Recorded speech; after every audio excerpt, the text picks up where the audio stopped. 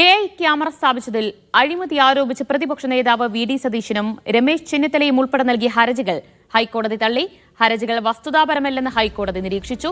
ഹർജിയിൽ കോടതി മേൽനോട്ടത്തിൽ അന്വേഷണം വേണമെന്ന ആവശ്യവും തള്ളിയിട്ടുണ്ട്. ആരോപണം തെളിയിക്കുന്നതിൽ ഹർജിക്കാർ പരാജയപ്പെട്ടെന്നും ഡിവിഷൻ ബെഞ്ച് വ്യക്തമാക്കി. അഹമ്മദ് മുസ്തഫ വിവരങ്ങൾ നൽകും. മുസ്തഫ, ഹർജികൾ തള്ളിക്കൊണ്ട് എന്തൊക്കെയാണ് കോടതിയുടെ നിരീക്ഷണങ്ങൾ?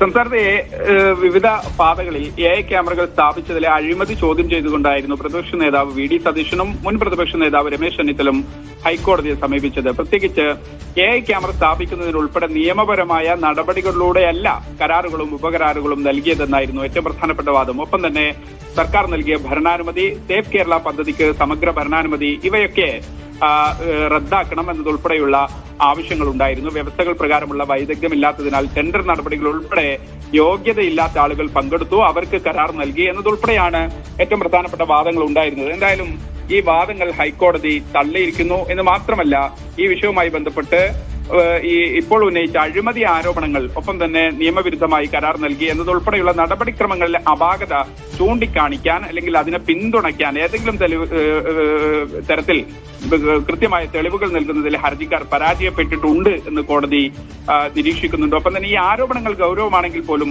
വസ്തുതാവിരുദ്ധമായി ഏതെങ്കിലും തരത്തിൽ അതിനെ സബ്സ്റ്റാൻഷിയേറ്റ് ചെയ്യുന്ന വസ്തുതാപരമായ തെളിവുകൾ നൽകാൻ ഹർജിക്കാർക്ക് കഴിഞ്ഞില്ല എന്ന് കോടതിയുടെ നിരീക്ഷണമുണ്ട്. ഡിവിഷൻ ബെഞ്ചാണ് ചീഫ് ജസ്റ്റിസ് അധ്യക്ഷനായ ഡിവിഷൻ ബെഞ്ചാണ് ഇപ്പോൾ ഈ ആവശ്യം തള്ളിയിരിക്കുന്നത്. സർക്കാർ കരാർ പ്രക്രിയകളിൽ ജുഡീഷ്യൽ ഇടപെടലിനുള്ള നിയമപരമായ പരിധി ഏതെങ്കിലും തരത്തിൽ പൊതു താൽപര്യ വ്യവഹാരത്തിന് പാലിച്ചില്ല. ഒപ്പം തന്നെ ഹർജിയിൽ കാര്യമായ മെറിറ്റില്ല എന്നതുൾപ്പെടെയുള്ള കാര്യങ്ങളാണ് ഏറ്റവും പ്രധാനമായി ഇവർ അന്വേഷിച്ചത്. ഇവർ ഇത്തരത്തിലുള്ള